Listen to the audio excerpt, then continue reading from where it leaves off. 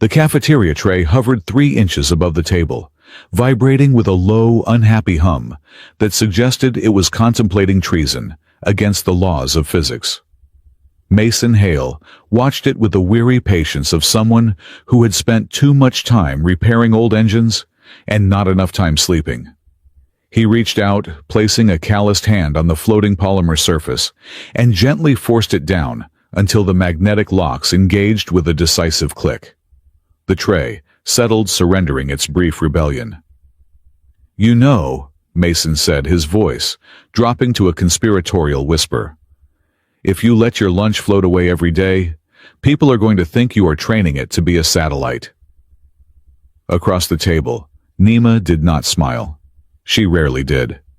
The Oralin girl sat with her shoulders hunched inward, as if trying to occupy the smallest possible volume of space within the vast vaulted ceiling of the Diplomatic Academy cafeteria. Her skin, a pale, iridescent lavender, typical of her species, was currently dull, lacking the healthy shimmer that indicated a strong connection to the choir. She stared at the nutrient cubes on her tray, blue, gelatinous, and trembling slightly, as though they were judging her. "Eat," Mason urged gently. "Gravity is working again. Take advantage of it while it lasts." Around them, the cafeteria was a symphony of light and soft, melodious humming. The academy was built into the side of a glowing fungal forest on the moon of Meridian, and the architecture reflected that biological heritage. The walls breathed expanding and contracting in a slow rhythm that cycled fresh oxygen. The windows were not glass, but translucent membranes that bloomed open like flower petals when the ambient temperature rose. To the Oralin students, this was home. To Mason, the only human employee in the sector who was not a diplomat, it felt like living inside the stomach of a very polite beast. He watched Nima pick up her fork. Her hand trembled. The movement was jerky, lacking the fluid grace that characterized the Oralin species. A group of older students walked past their table. They were tall, their movements synchronized as if they were dancing to music only they could hear. As they passed Nima, they arced wide, leaving a gap of 5 feet between them and her chair. They did not look at her. They did not speak to her. Their eyes glazed over, sliding past her existence, as if she were a smudge on a camera lens that their brains automatically edited out. This was the unspoken law of the Oralin: do not engage with the discordant. Nima was discordant. In a society where communication happened primarily through the choir, a planetary empathy field that linked every mind in a web of shared emotion, Nima was static. She was a broken radio. Her connection was intermittent, filled with spikes of pain and panic that could bleed into the minds of those around her. So they isolated her. They treated her with a polite, terrified distance, fearing that her brokenness might be contagious. Mason felt a familiar heat rising in his chest, a mix of protective anger and stubbornness. He was 24 years old, built like a hauler, with broad shoulders and hands that were permanently stained with lubricant from the library's archive drones. He did not fit here. He was too loud, too solid, too singular. He reached into the pocket of his gray utility vest and pulled out a small physical book. It was an antique paper and ink smelling of vanilla and decay. He slid it across the table, bypassing the holographic interfaces that the other students used. "Found this in the sub-basement archives," Mason said. "Old Earth mythology. Something about a guy who holds up the sky. Figured you might like it." Nima looked up. Her eyes were large, entirely black, reflecting the bioluminescent moss hanging from the ceiling. For a second, the dullness in her skin shifted, a faint pulse of warm amber light flickering deep beneath the dermis. She reached out and touched the book. She did not say thank you. Verbal language was difficult for her, a secondary tool, but the amber pulse was enough. "Mason," a voice crackled in his earpiece. "Section 4 needs a cleanup.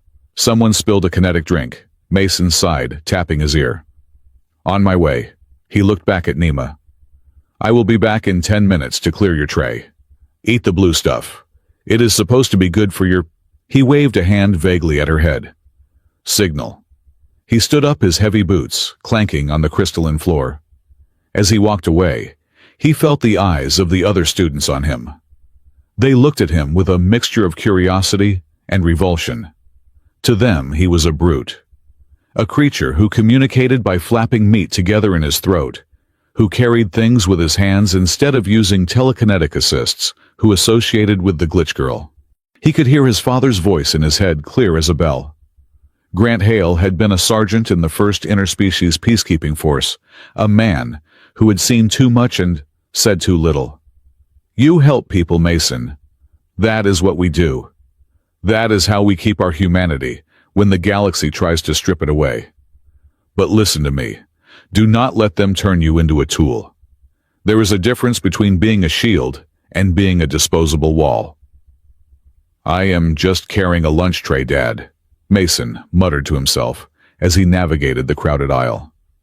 I am not saving the universe. He was wrong. The change happened in the space between two heartbeats.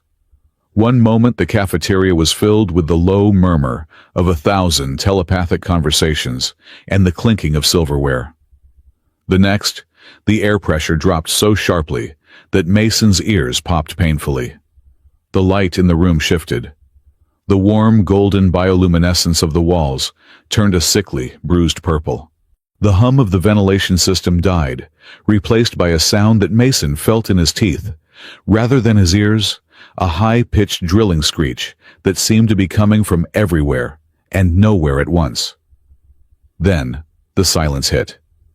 It was not a natural silence. It was not the absence of noise. It was the null hymn. It was a psychic void, a sudden violent tear in the choir that connected every Orlan on the moon. Around him, the students screamed, not with their voices, but with their bodies. Hundreds of Orlan students clutched their heads, simultaneously dropping to their knees as if their strings had been cut. Trays flew into the air, propelled by uncontrolled bursts of telekinetic panic. Glass shattered. The gravity plates in the floor malfunctioned, sending tables drifting upward, before slamming them back down with bone-breaking force. Mason staggered, grabbing a pillar to steady himself. The vertigo was nauseating, but his mind was his own. He was human. He was deaf to the choir, and for once his deafness was a superpower. Nema, he gasped. He turned back toward the table he had just left. The scene was a nightmare. The gravity around Nema's table had gone haywire. Her lunch tray was spinning violently in midair, spraying blue gelatin like shrapnel. But Nema was the epicenter. She was convulsing in her chair. Her back was arched, her head thrown back, her mouth open in a silent scream. Her skin was flashing rapidly, blinding white, terrified red void, black strobe lighting the area around her. The air around her rippled with visible distortion waves, the sheer force of her psychic distress warping the light. "Stay back," an instructor shouted. It was a tall Orlan professor, clutching the edge of a doorway, his face pale. "She is cascading, do not touch her. She will burn out your neural pathways." The other students were scrambling away, crawling over each other, to get as far from the glitch as possible. To them, Nema was a bomb exploding in the emotional spectrum. To touch her now would be to drown in a tidal wave of pure, unfiltered agony. Mason did not hesitate. He did not think about neural pathways. He did not think about the academy rules regarding physical contact. He saw a terrified child shaking apart in a room full of people who were too connected to help her. He pushed off the pillar, fighting the erratic gravity. He dodged a flying metal pitcher and vaulted over a toppled bench. He reached Nema in 3 long strides. "I have got you!" he roared over the shrieking noise of the null hymn. "I have got you, Nema!" He grabbed her shoulders. The shock was immediate, a static discharge that zapped up his arms and made his teeth ache, but it was physical, not mental. He could handle physical. She was rigid, her muscles locked in a tetanic seizure. Mason pulled her out of the chair, dragging her down to the floor, where the gravity was slightly more stable. He sat with his back against the overturned table, pulled her into his lap, and wrapped his arms around her small, vibrating frame. Breathe, he commanded, pressing his chest against her back so she could feel the rhythm of his own lungs. Ignore the noise. Feel the floor. Feel my arms. You are here. You are solid. Nima thrashed her head, striking his shoulder hard enough to bruise. The light from her skin was blinding, illuminating the terrified faces of the crowd watching them. Mason did not let go. He tightened his grip, applying deep, crushing pressure, a technique his father had taught him for panic attacks.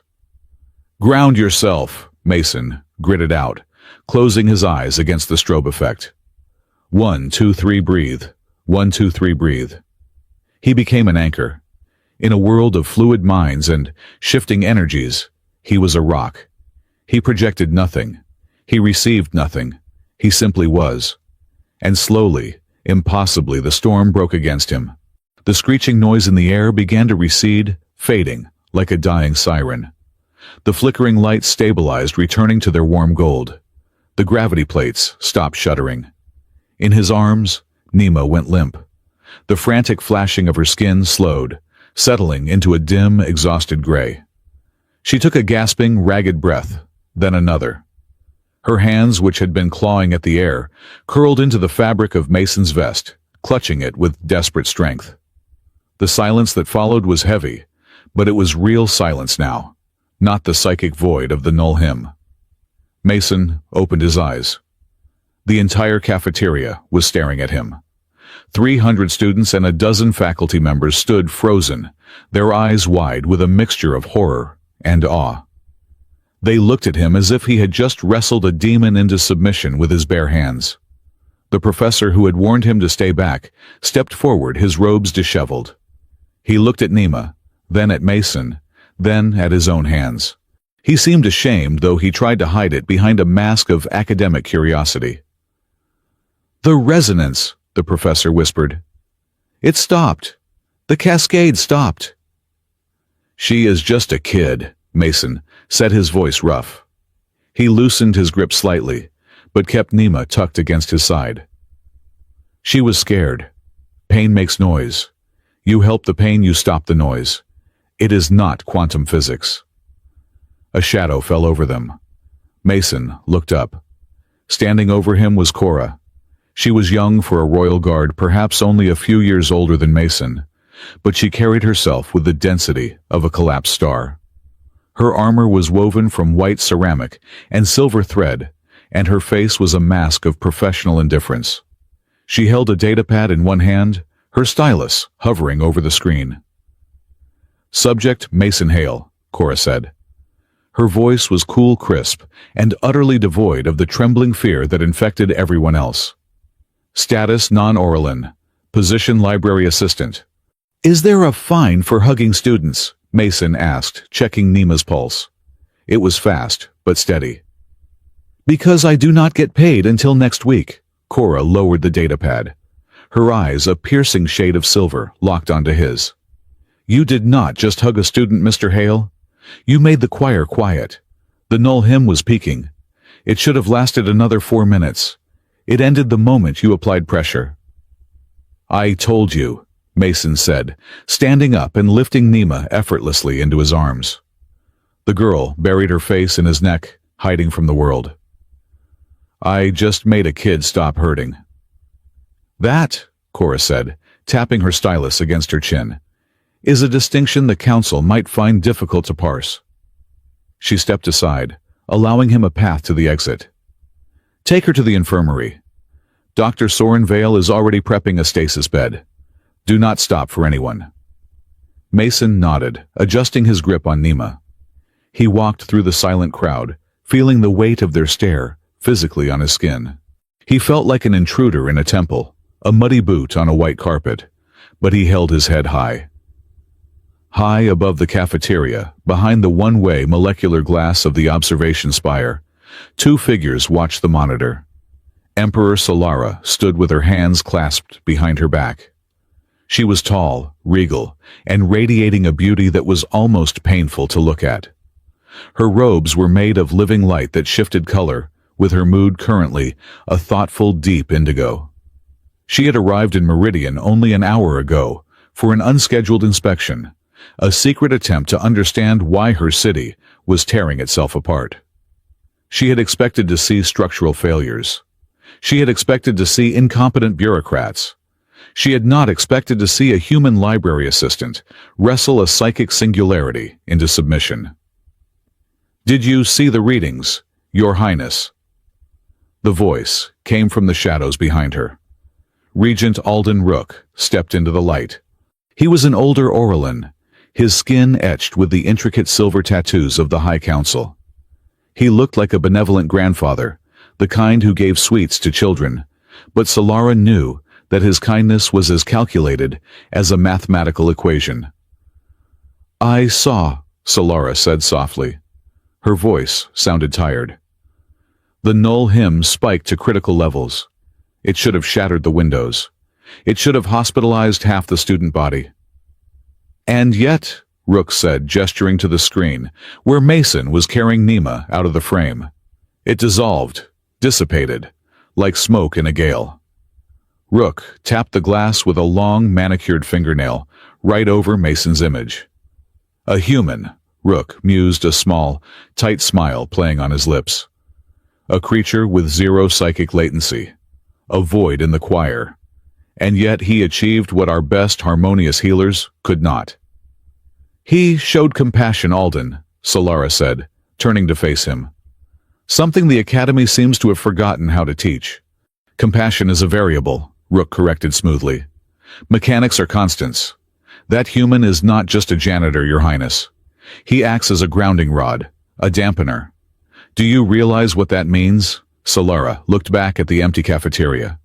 She felt the heavy weight of the crown on her brow, the endless screaming noise of the choir that she had to filter every second of every day. She thought of her daughter, hidden away in the shadows, and the secret she carried that was slowly killing them both. "It means," Solara said, "that we have found a curiosity." "No," Rook whispered, his eyes gleaming with a hunger that made Solara's skin crawl. "It means we have found a key." The infirmary was quiet, smelling of ozone and antiseptic herbs. Mason laid Nima down on the biobed. The gel mattress instantly molded to her shape, glowing with a soft green light as it began to scan her vitals. Dr. Soren Vale, a frantic Orlin with wild white hair and spectacles that kept sliding down his nose, rushed over. He waved a scanner over Nima, muttering to himself in a rapid-fire dialect of medical Orlin. "Cortisol levels stabilizing," Dr. Vale mumbled. "Synaptic firing returning to normal parameters. Incredible. Simply incredible. If I had not seen the logs, I would say she was merely sleeping." He looked at Mason, blinking owlishly. You held her through the discharge." "Yeah," Mason said, flexing his hands. They felt stiff, his muscles aching from the tension. "Is she going to be okay?" "She will sleep for 12 hours, Dr. Vale said. "But yes, she is safe, thanks to whatever it is you did." Mason looked down at the sleeping girl. Her face was peaceful now, the pain smoothed away. He felt a strange tug in his chest, a sense of responsibility that went beyond his job description. He remembered his father's warning again. Do not become a tool. But looking at Nima, Mason thought that if being a tool meant keeping this kid safe from a world that wanted to erase her, then maybe he did not mind being a hammer. "I should get back," Mason said. "My shift is not over and I left a mess in the cafeteria." "Of course," Dr. Vale said, already distracted by his data screens. "Thank you, Mr. Hale." Mason walked out of the infirmary and into the long, curving corridor of the academic wing. The lights were dim here, mimicking the twilight of the surface forest. He was alone. He rubbed his wrist. It was itching. A sharp, stinging sensation like a bee sting or a static shock. He rolled up the sleeve of his gray uniform. There, on the underside of his left wrist, right over the pulse point, was a mark. It was faint, glowing with a pale, pearlescent white light. It looked like a fracture line, a jagged streak of lightning frozen in his skin. Mason stopped. He rubbed it with his thumb. The skin felt hot to the touch. "What in the world?" he whispered. He blinked, and the light vanished. The mark faded instantly, leaving only smooth, unblemished skin. Mason stared at his wrist for a long moment. He looked up at the ceiling lights, watching them flicker slightly as the building's biosystems adjusted to the night cycle. "Just the lights," Mason muttered to himself, pulling his sleeve back down. "Just a trick of the lights. I need sleep." He forced a laugh, a short, hollow sound in the empty hallway. "Next time," he said to the empty air, "I am definitely letting the tray float." He walked away, his footsteps echoing in the silence, unaware that the silence was listening, and that for the first time in 1,000 years, it had heard an answer. The sponge in Mason Hale's hand was gray, the table was gray, and the mood in the cafeteria was a distinct shade of apprehensive gray. It had been 24 hours since the incident with the floating tray, and the Diplomatic Academy was treating Mason like he was a walking radiation leak. Students did not look at him. If he walked down an aisle, the Orlan teenagers would seamlessly part, like a school of fish, leaving a precise 3-foot gap between their robes and his utility vest. It was efficient, silent, and incredibly alienating. Mason scrubbed a stubborn patch of dried nutrient paste from table 12. He was trying to ignore the sensation of being watched, but his neck prickled. He turned around. Cora stood there. The Royal Guard did not look like she belonged in a cafeteria. Her white, ceramic armor gleamed under the bioluminescent moss lights, and her silver eyes were fixed on him with the intensity of a targeting laser. She held a scroll in her hand, not a data pad, but an actual physical scroll made of woven light fibers. "Mason Hale," she said. Her voice cut through the ambient hum of the room. "You are required." Mason dropped the sponge into his bucket with a wet splash. "I am required to finish my shift. The subsector manager gets very emotional if the tables are sticky." "The request supersedes the subsector manager," Cora stated. She extended the scroll. "It is from the Spire." The cafeteria went dead silent. The Spire was not just a building. It was the seat of the Orlan Empire, the needle that pierced the sky of Meridian. Invitations from the Spire did not come to library assistants who scrubbed tables. Mason wiped his hands on his pants. He took the scroll. It felt warm, vibrating slightly against his skin. "Am I being arrested?" "You are being summoned," Cora corrected. "There is a distinction." "Usually the distinction involves handcuffs," a gruff voice said from the kitchen doorway. Grant Hale stepped out. He was wiping a ceramic plate with a rag, his movements slow and deliberate. Mason's father looked older than his 50 years. The war had left him with a stiff leg and eyes that always seemed to be scanning for exits. He limped over to the table, placing himself physically between Cora and his son.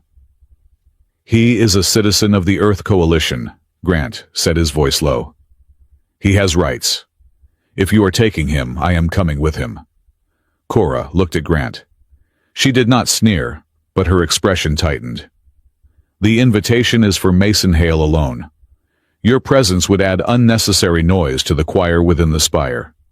You are not compatible." "I am not noise," Grant snapped. "I am his father." "Dad, it is fine," Mason said, putting a hand on Grant's shoulder. He could feel the tension radiating off the older man. Grant hated the Orlan government. He hated the way they looked at humans as if they were simple-minded tools to be used and discarded. "It is probably just about the incident yesterday. They want a statement." Grant looked at Mason, his jaw set. "Do not sign anything. Do not agree to anything. You tell them you are a janitor, not a diplomat." Mason forced a smile. "I will tell them I am a library assistant. It sounds better on the resume." He turned to Cora. "If this is a kidnapping, can I at least get my jacket? It gets cold in the upper atmosphere." Cora blinked. The joke seemed to bounce off her armor. "The Aurum Spire maintains a constant temperature of 22 degrees Celsius. Your thermal regulation will be adequate. We are leaving now. She turned on her heel and walked toward the exit without looking back. Mason squeezed his father's shoulder one last time. I will be back for dinner. Save me the red stuff. I think the blue stuff is trying to kill me. Grant did not smile. He watched his son walk away, his grip tightening on the rag in his hand until his knuckles turned white. The transport pod was a teardrop of glass and silver that moved through the city's magnetic currents with terrifying speed. Mason watched the world blur past. They rose above the fungal forests, above the residential rings ascending toward the glittering needle that dominated the skyline. The Aurum Spire was not built. It was grown. It spiraled upward like a twisted horn of crystal and white metal, pulsing with a rhythmic light that matched the heartbeat of the city. As they approached the docking bay, Mason felt it. It started as a pressure behind his eyes, then moved to his teeth. It was a hum, a vibration that was not sound, but sensation. It was the choir. Down in the city, the mental network of the Orlin was a background noise, like the buzz of a refrigerator. Here at the center of power, it was a jet engine. This was the nexus, where millions of minds connected, filtered, and resonated. Mason rubbed his temples. Does it always get this loud? Cora glanced at him from the pilot's seat. You hear nothing. You are human. You are deaf to the choir. My headache disagrees with you, Mason muttered. It feels like standing inside a speaker. That is merely the psionic pressure on your primitive nervous system, Cora said dismissively. Try not to faint. It creates paperwork. The pod docked with a soft hiss. The doors bloomed open. They were met, not by guards, but by silence. The corridors of the spire were vast, arched, like the inside of a ribcage. The walls were made of a translucent material that shifted colors, pale rose, soft gold, deep violet. Light did not come from fixtures. It emanated from the air itself. Mason followed Cora. His boots sounded impossibly loud on the crystalline floor. Every step echoed a harsh clack-clack against the fluid, silent grace of the architecture. They reached a set of massive double doors that looked like two hands clasped together in prayer. The doors parted without a sound. The room beyond was an observatory. The walls were missing, replaced by a force field that offered a 360-degree view of the moon and the gas giant it orbited. In the center of the room, surrounded by floating rings of holographic data, stood a woman. She did not look like the holograms Mason had seen on the news feeds. In the broadcasts, Emperor Solara was a being of pure light and benevolence. Here in the flesh, she looked exhausted. Solara was tall, her skin the color of polished moonstone. She wore robes of deep midnight blue that seemed to absorb the light around her. Her hair was a cascading waterfall of white strands that floated slightly defying gravity. But her eyes were what caught Mason. They were ancient, heavy, and sharp as broken glass. She waved a hand, and the holographic rings dispersed like smoke. Leave us, Cora, Solara said. Her voice was not loud, but it carried a weight that made the air vibrate. Cora bowed deeply, her fist over her heart, and backed out of the room. The doors sealed shut. Mason stood alone with the ruler of the Meridian system. He fought the urge to wipe his hands on his pants again. Mason Hale, Solara said. She did not turn to face him immediately. She continued to look out at the city below. Son of Grant Hale, age 24, occupation library assistant sector 4, academic record average, disciplinary record minor insubordination. I prefer creative interpretation of the rules, Mason said. Solara turned. Her gaze hit him like a physical impact. She studied him, scanning him from his scuffed boots to his messy dark hair. It was not a look of curiosity. It was an appraisal. She was looking at him the way a mechanic looks at a wrench. You are not intimidated, Solara noted. I am terrified, Mason said honestly. but my father taught me that if you are going to be scared, you might as well be scared standing up. Solara walked toward him. She moved with an eerie smoothness, her feet barely seeming to touch the floor. Yesterday you stopped a null hymn cascade. You stabilized a resonant divergence in a child who should have shattered the local choir. I helped Nima, Mason said. She was hurting. Nima is fragile, Solara said, choosing the word carefully. Her connection to the choir is flawed. When the null hymn strikes, she becomes a conduit for chaos. Our healers cannot touch her during an episode without risking their own minds. Yet you held her. I am grounded, Mason shrugged. That is what the doctor said. I am a dead zone. You are a dampener, Solara corrected. You are silence in a room full of screaming. And that makes you useful. She stopped, 3 feet from him. The air around her smelled of ozone and rain. I am assigning you to the palace annex, Solara stated. You will be transferred from the library. Your primary duty will be to remain within proximity of Nima during peak resonance hours. Mason blinked. You want me to babysit? I want you to be a blast shield, Solara said coldly. The null hymn is increasing in frequency. The instability is growing. I cannot afford to have Nima disrupt the choir every time the wind changes. Something in Mason's chest tightened. It was the tone. She spoke of Nima not as a person, but as a faulty component in a machine. No, Mason said. Solara paused. Her eyebrows rose a fraction of an inch. Excuse me. I said no, Mason repeated. I am not a piece of equipment you can just requisition.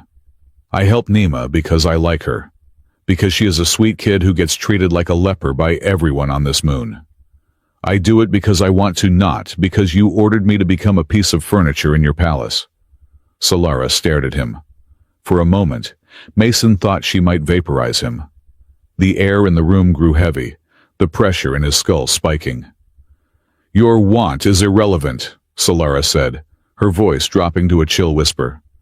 Your want produces results. Efficiency is a resource, Mr. Hale. And right now, my city is bleeding efficiency. Then fix the city, Mason shot back. Do not use a child as a patch. The doors hissed open behind them. Dr. Soren Vale bustled in, holding a tray of glowing vials. He stopped, sensing the tension in the room, thick enough to cut with a knife. Am I interrupting? The doctor squeaked. Solara broke eye contact with Mason. She turned away, her shoulders slumping slightly. The terrifying emperor vanished for a second, replaced by a tired woman. Explain it to him, doctor, Solara said, waving a hand wearily. He requires context. Dr. Vale adjusted his spectacles. He looked at Mason with a mixture of admiration and pity. Mr. Hale, please. It is not as simple as fixing a machine. He tapped a button on a console, and a large, holographic projection of the moon appeared. It was covered in a web of golden lines, the choir. But the web was not perfect. There were dark, jagged tears running through it. The null hymn, Dr. Vale said, pointing to the tears. It is not an attack. It is a structural failure. The collective consciousness of our people is cracking. We do not know why. When a wave hits it, creates a feedback loop of panic. He pointed to a small, bright red dot on the map. Nima, the doctor said softly. She has what we call hyper-empathy. She feels the cracks before anyone else. She amplifies them. It is agony for her, and it is dangerous for the city. When you hold her, you block the signal. You give her a quiet space to breathe. Mason looked at the map. He looked at the red dot. He thought of Nima sitting alone at the table, watching her lunch tray float away. I am not doing it for you, Mason said, looking at Solara's back. And I am not doing it for the Empire. Solara turned her head slightly. I do not care who you do it for, Mr. Hale, as long as it is done. The palace annex was a softer version of the spire. It was a garden wing filled with plants that sang softly when the breeze touched them. Mason found Nima in a classroom that was far too large for one student. She was sitting on a floating cushion, staring at a holographic puzzle floating in the air. When Mason walked in, she froze. She turned slowly. Her big black eyes widened. The dull gray of her skin flushed with a sudden warm amber. She did not smile, but she lowered the puzzle. She patted the empty cushion next to her. Mason sat down. He felt out of place in his gray work uniform amidst all the silk and light, but Nima did not seem to care. "Hey," Mason said softly. "Nice place. A bit shiny, though." Nima reached out and touched his arm. She didn't grasp it. She just rested her fingertips on his sleeve. Mason watched as the skin of her hand pulsed with a steady rhythmic light. He realized then what was happening. The air in the room felt different. The low-level hum that always permeated Orolin buildings seemed to recede around them, creating a bubble of stillness. It was peaceful. Nima closed her eyes and took a deep breath, her shoulders relaxing for the first time that day. She was using him, but not like Solara wanted to use him. She was using him like a drowning person uses a raft. "Is it loud?" Mason asked. "In your head." Nima opened her eyes. She nodded slowly. Then she pointed at Mason's chest. "Quiet," her gesture seemed to say. Mason sat there for an hour. He did not do anything. He just sat and let Nima do her puzzle. He realized with a start that the doctor was right. The silence he brought was not just internal. The plants near them stopped singing. The holographic dust motes slowed down. He was a walking void, and for Nima, he was paradise. Later that evening, a servant drone floated in, carrying a silver platter. "Compliments of the Emperor," the drone's synthesized voice announced. Mason lifted the cover. It was a sandwich. But it was the most over-engineered sandwich he had ever seen. The bread was cut into a perfect hexagon. The vegetables were arranged in a fractal pattern. The sauce was applied in a precise spiral. Solara walked into the room a moment later. She had changed into simpler robes, though they still looked like they cost more than Mason's entire life earnings. "Is the nutrition satisfactory?" she asked stiffly. Mason picked up the sandwich. He took a bite. He chewed thoughtfully. "It is beautiful," Mason said. "Truly, it belongs in a museum." "But," Solara asked. "But it tastes like math," Mason said. "It is soulless. No offense." Solara frowned. She looked genuinely confused. "I do not understand. The nutrient balance is optimal. The flavor profile was synthesized from the most popular aggregate data. What chemical compound is missing?" "What is soul?" Mason laughed. It was a genuine laugh, and it seemed to startle Solara. "Soul is not a chemical, Your Highness," Mason said. "Soul is imperfections.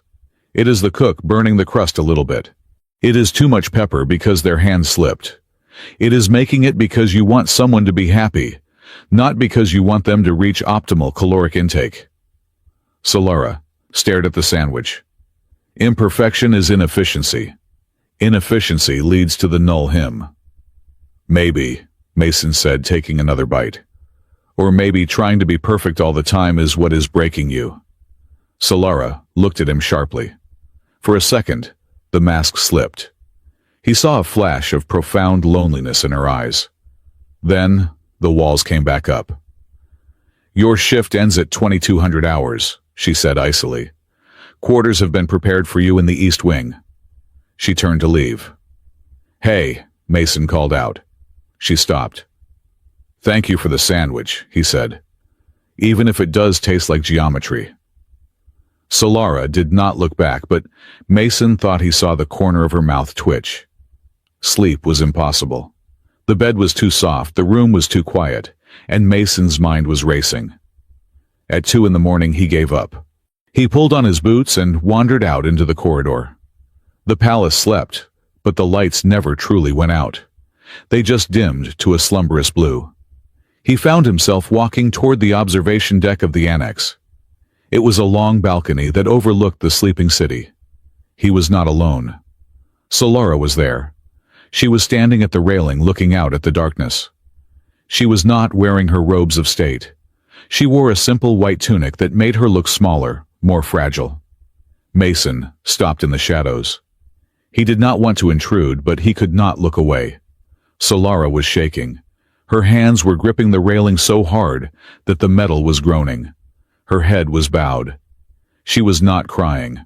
Orlins did not cry in the human sense. But she was vibrating. Her skin was flashing rapidly. Dull gray, frantic violet, panicked white. The null hymn. Mason could hear it faintly in the distance, a low rumble like approaching thunder.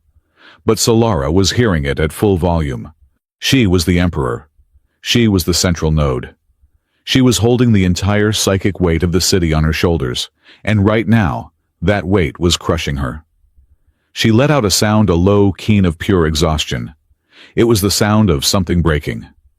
Mason took a step forward. His boots scuffed the floor. Solara spun around. The speed was terrifying. In a split second, the vulnerability vanished. Her posture straightened, her face smoothed into a mask of regal indifference, and her hands released the railing to clasp composedly behind her back. "You are out of bounds, Mr. Hale," she said. Her voice was steady, but her eyes were wild. "I could not sleep," Mason said, keeping his voice low. He walked up to the railing, standing a few feet away from her. He did not look at her. He looked out at the city. "It is loud tonight." "The resonance is elevated," Solara admitted.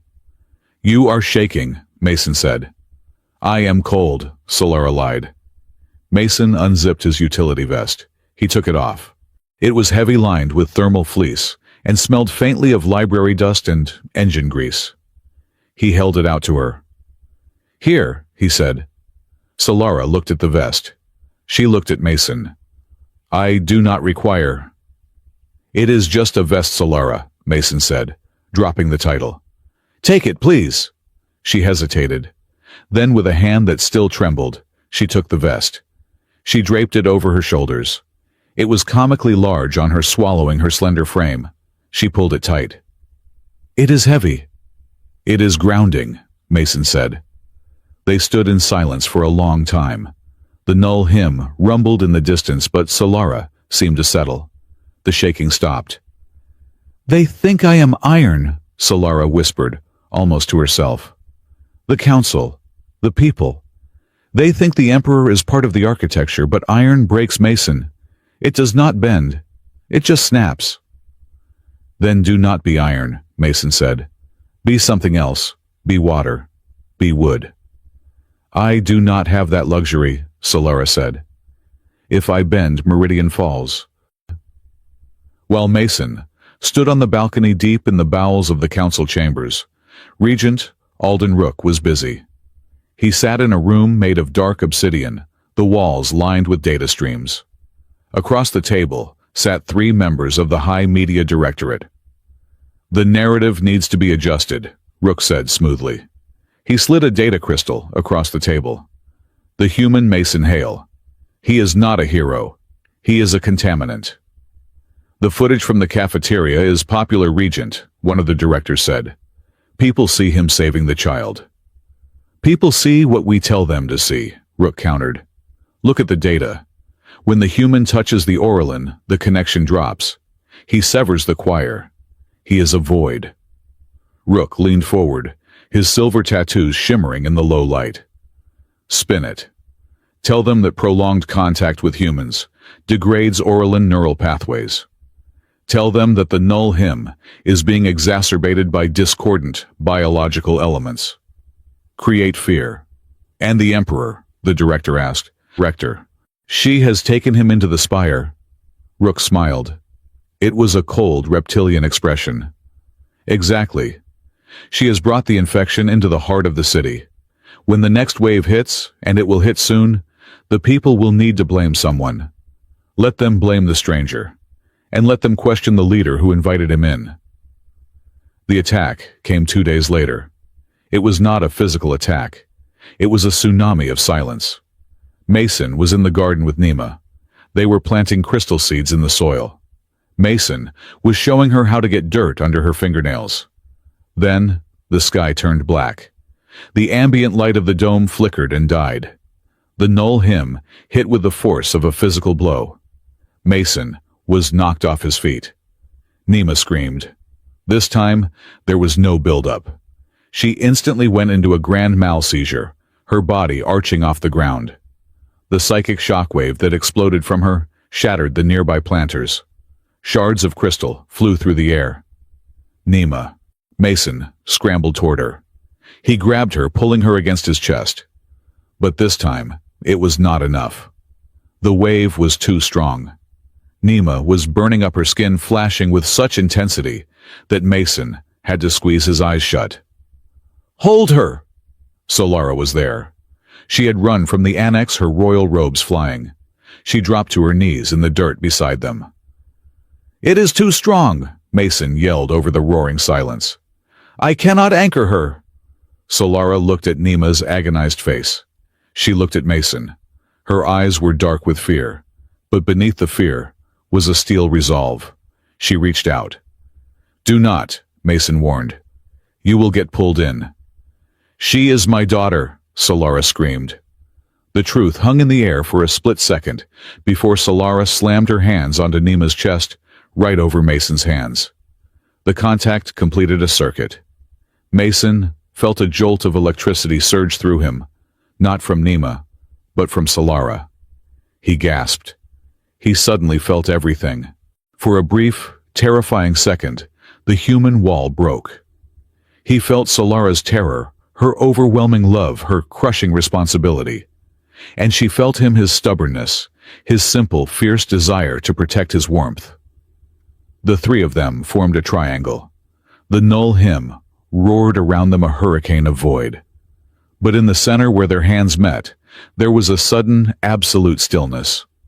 Nema gasped, her eyes flying open. She stared up at them, her mother and the library assistant. The flashing stopped. Her skin settled into a soft, steady gold. The wave passed. The lights in the dome flickered back on. Solara pulled her hands back as if burned. She fell back onto the grass, chest heaving. She stared at Mason, her eyes wide with shock. She had felt his mind. She had felt the quiet of him. Mason sat there holding a conscious, breathing Nema. He looked at Solara. He saw the calculation happening behind her eyes. He saw the moment the fear turned into something else. She stood up. She smoothed her dirty robes. She looked down at Mason, and for the first time, she did not look at him like a tool. She looked at him like a dangerous weapon that she had just realized she did not know how to unload. "Take her inside," Solara said, her voice trembling slightly. "And Mason looked up.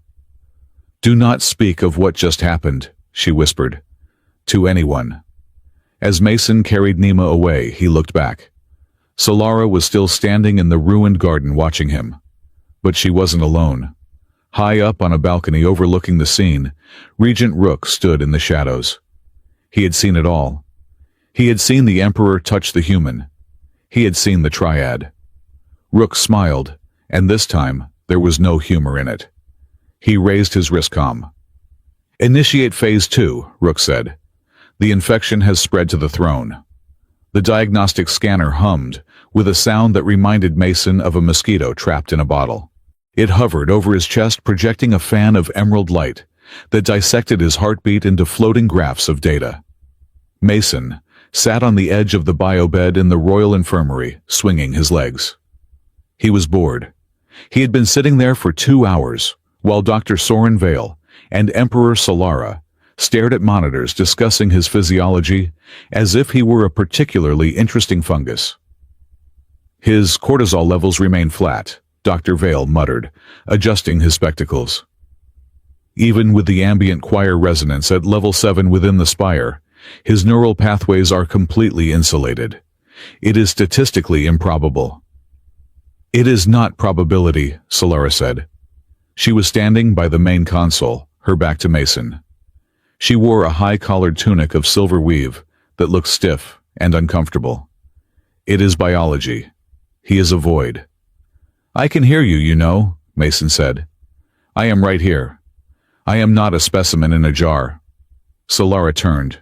Her face was a mask of cool efficiency, but Mason noticed the faint dark circles under her eyes.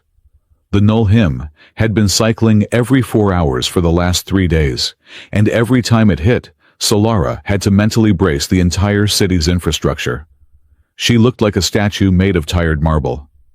"We are not treating you as a specimen, Mr. Hale," Solara said. "We are attempting to quantify your utility.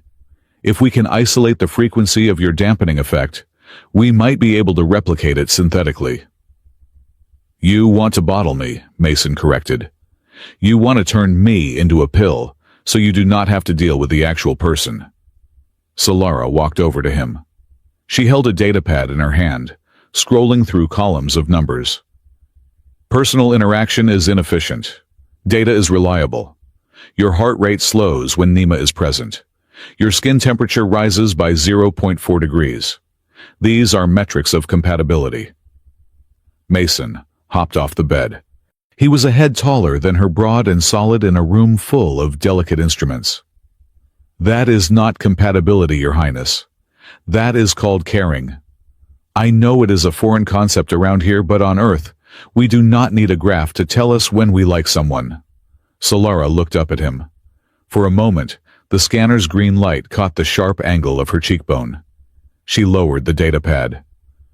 "You are difficult," she said softly.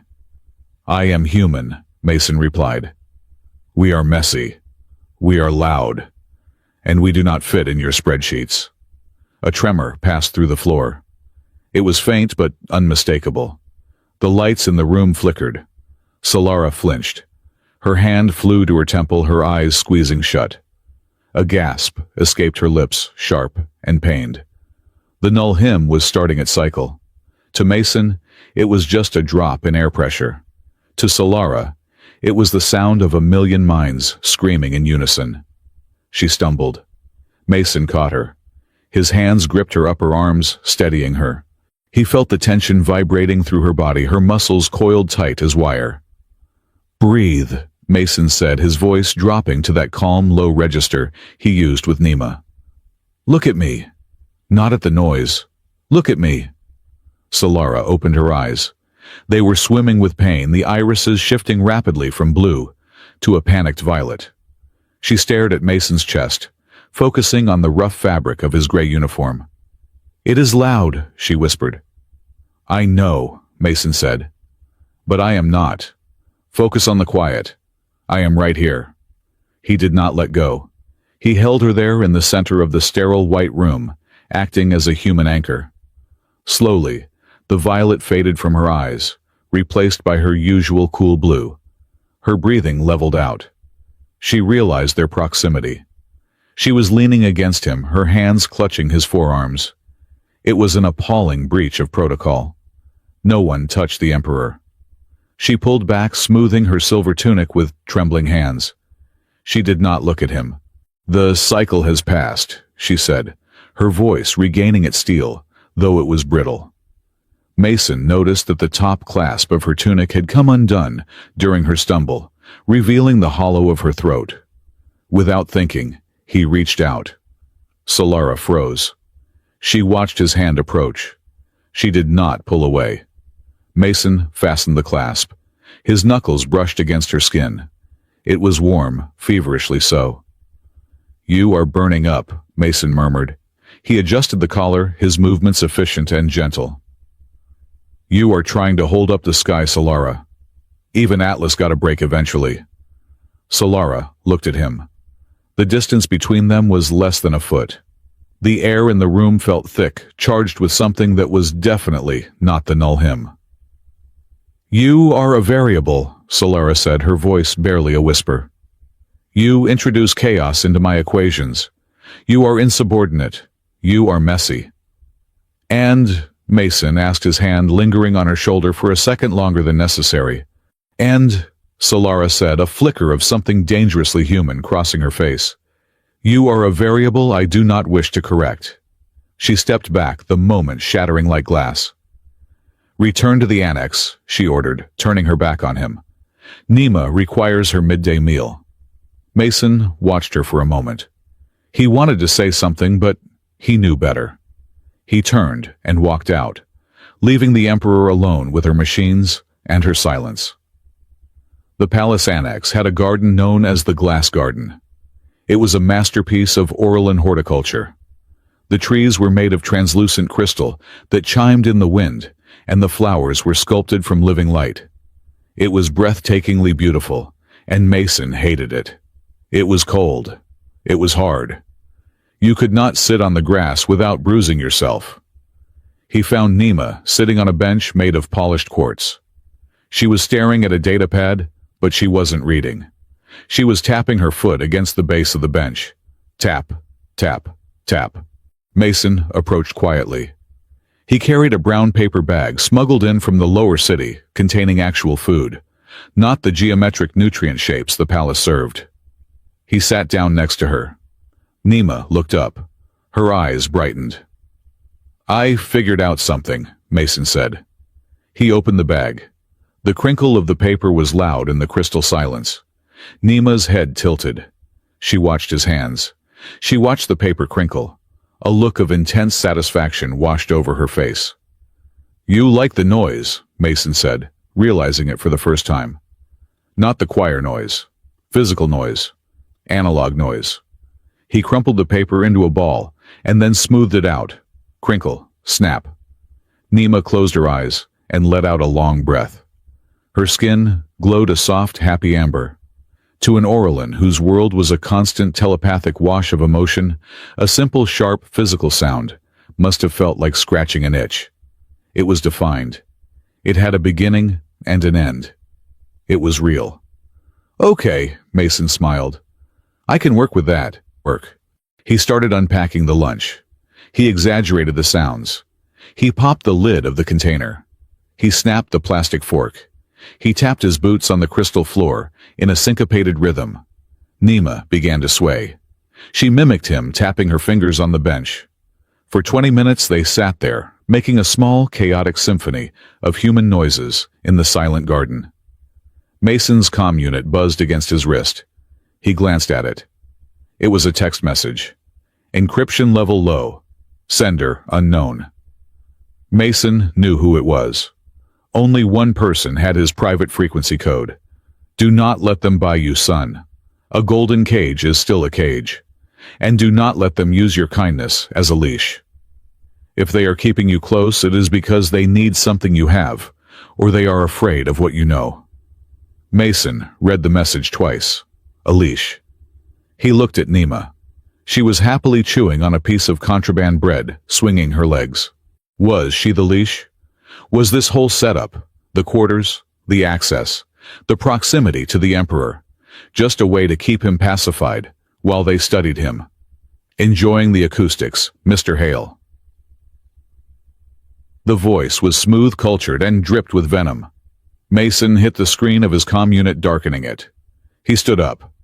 Regent Alden Rook was walking down the garden path.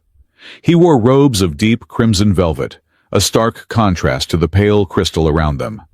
His hands were clasped behind his back, and his silver tattoos seemed to writhe on his skin like living snakes. Nima froze. She stopped eating. She shrank into herself, her amber glow fading instantly to a fearful gray. "Regent," Mason said, stepping between Rook and the bench. "At ease," Rook said, waving a hand. "I am merely taking a stroll. The Emperor permits me the use of her gardens, though I find them quaint. Too much transparency. I prefer stone. It keeps secrets better." Rook stopped a few feet away. He looked at Mason, then at Nima, then back to Mason. His eyes were intelligent and cruel. "You have done wonders with the invalid," Rook noted. "She looks almost functional." "Her name is Nima," Mason said, "and she is not an invalid. She is a child." "She is a dissonance," Rook corrected. "But you seem to have a talent for soothing dissonance. It is a rare gift. The Emperor relies on it heavily. Perhaps too heavily." Rook took a step closer. He lowered his voice, making it intimate, conspiratorial. "Tell me, Mr. Hale, has she told you why—" "Why what?" Mason asked. "Why are you here?" Rook said. Why does she keep you in the annex fed and watered like a prize stallion? Do you think it is gratitude? Do you think she enjoys your charming rustic wit? Mason crossed his arms. I think she wants her kid to stop hurting. Rook laughed. It was a dry, scratching sound. Oh, you poor, simple creature. You think this is about maternal affection? Solara is an emperor. Emperors do not have the luxury of affection. They deal in assets. And right now, you are the most valuable asset she owns. You are the only thing keeping her secret from destroying her reign. What secret? Mason demanded. Rook smiled. Ask her. If she truly values you as a partner, she will tell you. But she will not. She will keep you in the dark, she will accept your clumsy little kindnesses, and she will use you until you are dry. That is what we do, Mr. Hale. We rule. Rook bowed mockingly to Nima, who was trembling on the bench. Good afternoon, little glitch, he said. He turned and walked away, his crimson robes sweeping over the crystal grass. Mason stood there, his heart hammering against his ribs. He looked at the message on his wrist. A leash. He looked at Nima. She was terrified. It is okay, Mason said, but his voice lacked its usual conviction. He is gone. But the doubt was not gone. It had taken root, cold and sharp. Night fell over Meridian. The null hymn was a low, constant thrumming in the air, like a headache that wouldn't go away. Mason marched through the corridors of the spire. He ignored the servant drones. He ignored the guards who looked at him with disdain. He headed straight for the private sector. He found Solara in the temporary throne room. It was a smaller chamber used for private audiences. In the center of the room, hovering on a pedestal of light, was the royal signet, a complex geometric artifact that pulsed with the heartbeat of the choir. Solara was standing in front of it. She was not wearing her armor or her official robes. She wore a simple gown of white silk. She looked small against the vastness of the room. She heard him come in. She did not turn. You are not permitted here at this hour, Mason, she said. Her voice was weary. I am done with permission, Mason said. His voice echoed off the walls. And I am done with being a dampener or a battery or whatever metric you have assigned to me today. Solara turned slowly. You are upset. Did Rook speak to you? He did, Mason said. But this is not about him. This is about you, and me, and Nima. He walked toward her, stopping only when he was close enough to see the fatigue etched into her face. Who is she, Solara? Mason asked. Do not give me the ward of the state line. Do not give me the random orphan story. You look at her like she is your heart walking around outside your body. But you hide her. You treat her like a dirty secret. She is safe here, Solara said defensively. That is all that matters. Safe, Mason laughed bitterly. She is a prisoner and so am I. You have got us both locked up in this glass cage. Rook said you are using me. He said I am a tool to keep your secret. Is he right? Solara flinched. The accusation hit home. It is not that simple. It is exactly that simple, Mason yelled. I am a human being, Solara. I have a life. I have a father who is worried sick about me. I am not your pet. If you want my help, if you want me to stay, you owe me the truth. Right now. Or I walk. You cannot walk, Solara said. The null hymn. To hell with the null hymn, Mason shouted. The shout rang through the room. The royal signet on the pedestal flared violently. The air pressure dropped. Solara stumbled back, clutching her chest. The stress of the confrontation combined with the ambient resonance was breaking her shielding. She gasped, her knees buckling. Mason moved on instinct. He reached out and caught her before she hit the floor. He pulled her up, but she did not stand. She collapsed against him, burying her face in his chest. She was shaking uncontrollably. Quiet, she gasped into his shirt. Please, just quiet. Mason stood there, holding the most powerful woman on the moon. He was angry. He was furious. But he could feel her pain radiating off her like heat from a furnace. It was a physical weight. He wrapped his arms around her. He hated himself for doing it. But he did it. He breathed slowly, forcing his own heart rate to slow down, creating that pocket of silence she was desperate for. They stood there for a long minute. The signet's pulsing slowed. The room stabilized. Solara did not pull away this time. She stayed there, her forehead resting against his collarbone. She smelled of rain and ozone. "I cannot lose her," Solara whispered. She pulled back slowly. She looked up at Mason. Her eyes were wet. "You want the truth?" she asked. Her voice was raw. "Fine, look." She turned and waved her hand at the signet. The artifact spun, projecting a holographic genealogy tree into the air. At the top was Solara, and directly below her, connected by a thick, glowing line of succession, was a single name: Princess Nima Ethelgard. Mason stared at the name. The air left his lungs. "She is not a ward," Solara said, her voice trembling. "She is my daughter. She is the heir apparent to the Meridian throne." Mason looked at Solara. "Your daughter, but the council, Rook, they treat her like a mistake," Solara finished. "Because she was born with the null defect. Oral and royalty are supposed to be the strongest conductors of the choir. Nima breaks the choir. If the council knew she was my blood, if they knew the heir was defective, they would invoke the ancient laws." "What laws?" Mason asked, dread pooling in his stomach. "Purification," Solara whispered. "They would execute her, to protect the integrity of the collective." Mason stepped back. He felt like he had been punched. "You knew," Mason said. "You knew all along. You saw me helping her in the cafeteria, and you didn't see a nice guy. You saw a life support system for your dynasty."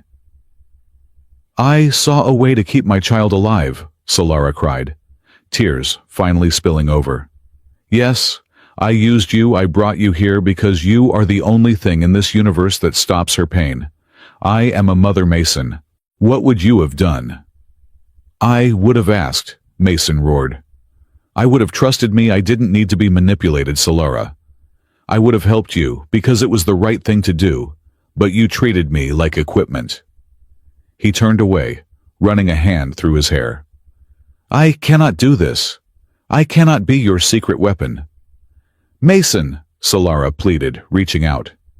Suddenly, a scream tore through the room. It was not a physical scream. It was a psychic shockwave, so powerful it cracked the floor tiles. "Nima!" Solara gasped. Mason felt it too, a sudden crushing pressure in his ears. They ran. They sprinted through the corridors back to the annex. The air was heavy, vibrating with the intensity of the null hymn. But this was different. This wasn't a natural wave. This was a spike. They burst into Nima's room. She was on the floor. She was not just seizing. She was floating. Gravity around her had collapsed. Furniture was swirling in a chaotic vortex. Nima's body was arched back, her skin blazing with a blinding white light that was burning the tapestries on the walls.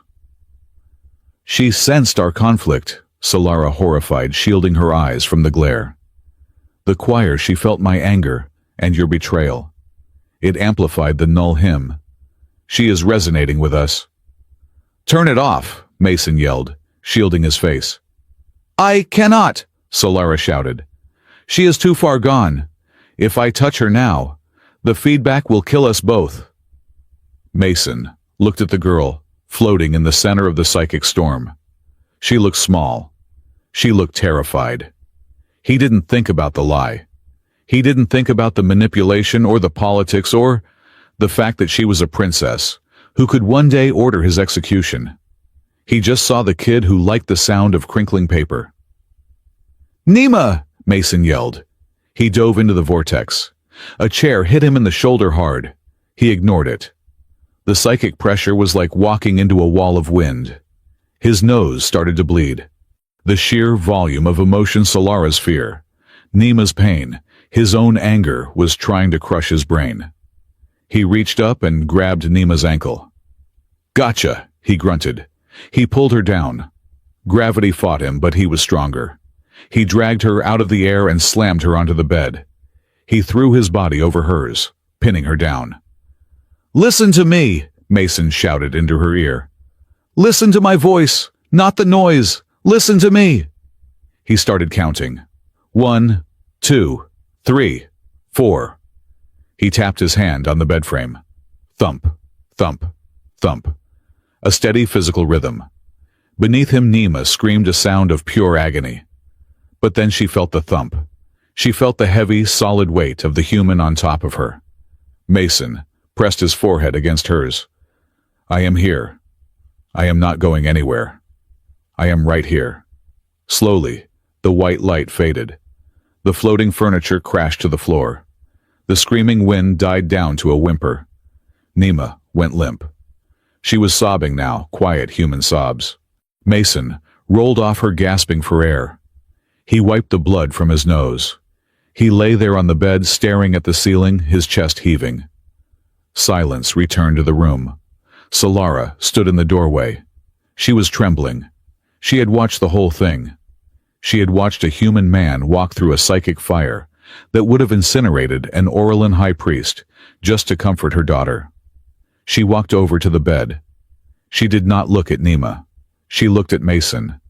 There was no calculation in her eyes anymore. No metrics. No data. Just awe. "You," Solara whispered. "It is not biology." Mason sat up, groaning as his shoulder throbbed. "What?" the dampening Solara said. "It is not just because you are human.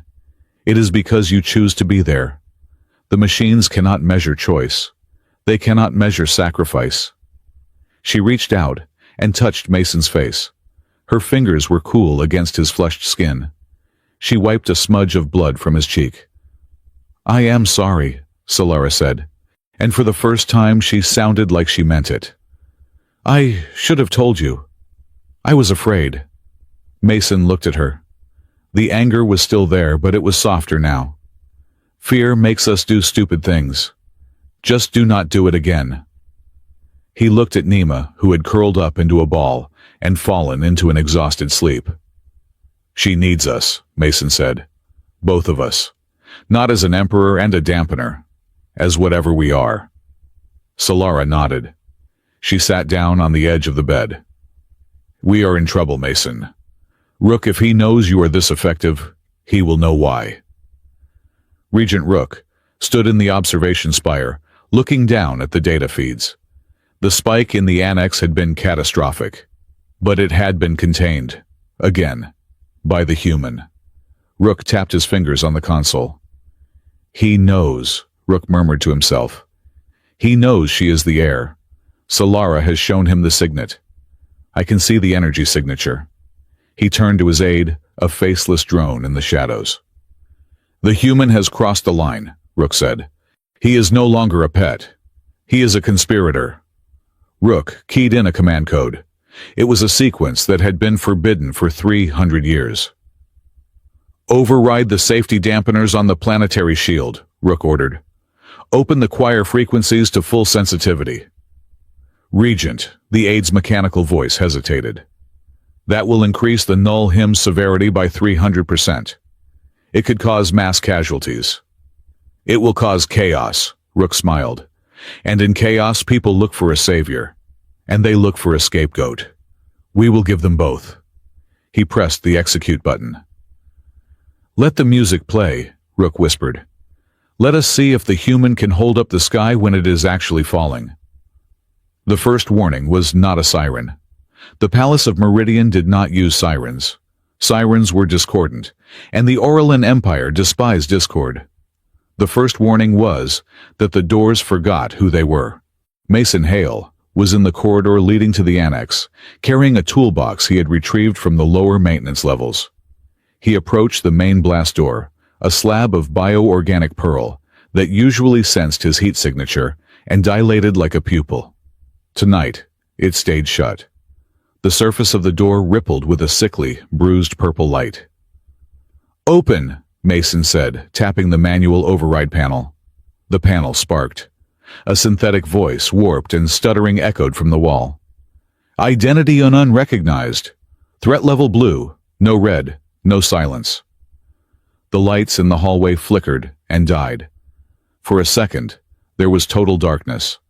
Then the emergency lighting kicked in, a harsh, throbbing red that made the elegant curves of the palace look like the inside of a dying artery.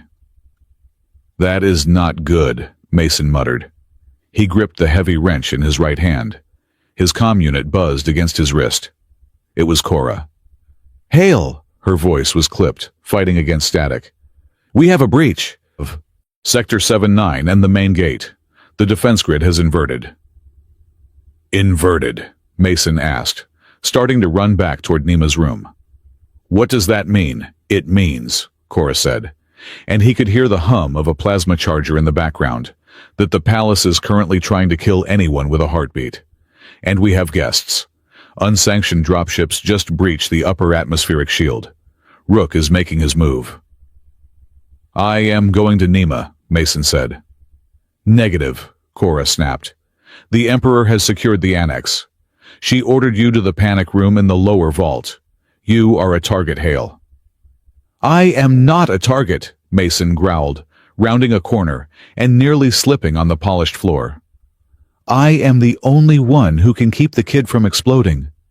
Tell Solara I do not take orders well. Tell her I am coming. He killed the connection. The corridor ahead exploded. It wasn't a bomb. It was a sonic charge. The air itself seemed to shatter. Mason was thrown backward, sliding 20 feet across the crystalline floor. His ears rang with a high-pitched whine that felt like a needle being driven into his brain. Through the smoke, figures emerged.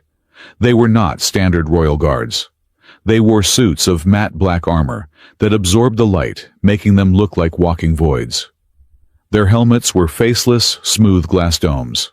Silencers. Rook's private elite. There were 3 of them. They moved with terrifying fluid speed, raising rifles that pulsed with suppression energy. Mason scrambled behind a decorative pillar. He looked at his wrench. He looked at the high-tech death squads. Okay, Dad, he whispered to the ghost of his father's training. You said if you cannot outgun them, outthink them. He looked up. Above the silencers, running along the ceiling, was a thick, translucent pipe, glowing with blue liquid, the biocoolant, for the palace's neural network. Mason did not hesitate. He threw the heavy wrench with all his strength. It was not a graceful throw, but it was a heavy wrench. It spiraled through the air and smashed into the pipe. The conduit burst. Gallons of freezing, viscous blue fluid rained down on the black armored figures. The silencers froze literally. The biocoolant was designed to keep supercomputers at 0 degrees. When it hit the heated armor of the soldiers, the thermal shock was instant. Their suits locked up, joints seizing as the fluid hardened into a rapid set gel.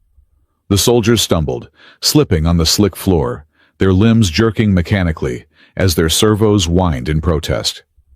Mason did not wait to admire his handiwork.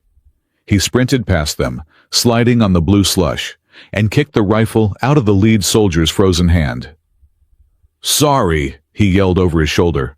Maintenance issue. He rounded the corner and nearly ran headfirst into a wall of white ceramic armor.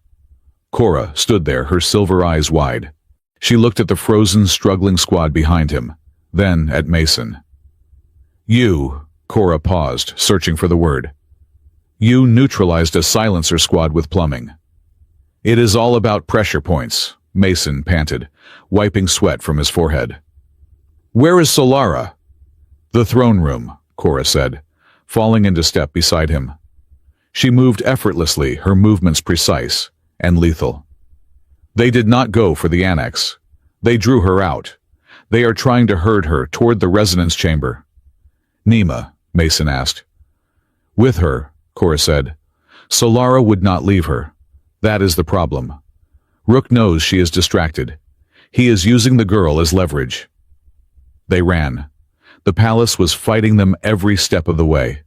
Gravity plates fluctuated, making the floor feel like the deck of a ship in a storm. Doors slammed shut, forcing Cora to slice through the locking mechanisms with her energy blade. "Why are the defenses doing this?" Mason shouted over the roar of a malfunctioning vent. "The null hymn," Cora yelled back. "It is not just a wave anymore. It is a code. Someone injected a dissonance virus into the central choir. The palace thinks we are the infection." They burst into the antechamber of the throne room. The scene was chaos. A dozen silencers were engaging the royal guard. Beams of coherent light slashed through the air, melting the crystal walls. The smell of ozone and burning silk was overpowering. But Mason only had eyes for the center of the room. Solara was fighting. He had seen her as a diplomat, as a tired mother, as a vulnerable woman. He had never seen her as a warrior. She was terrifying. She did not use a weapon. She used the environment. She moved like a dancer in the center of a hurricane.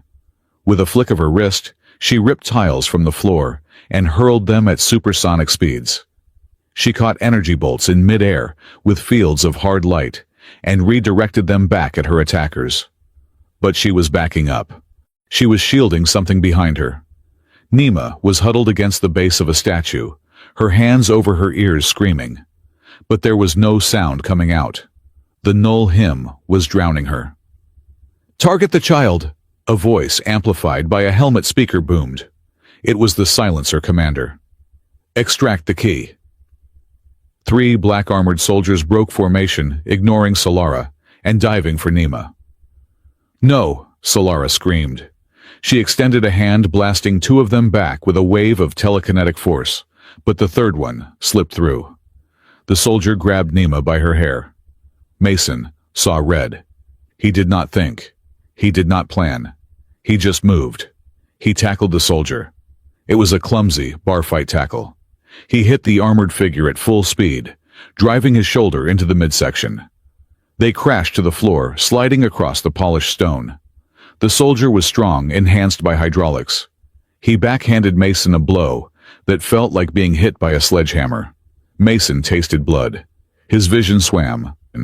The soldier raised a vibro knife, the blade humming with a frequency that could cut diamond. Thwack. A silver bolt took the soldier in the throat. He collapsed, twitching. Mason looked up. Cora stood 10 feet away, her pistol smoking. "Unconventional," she noted dryly.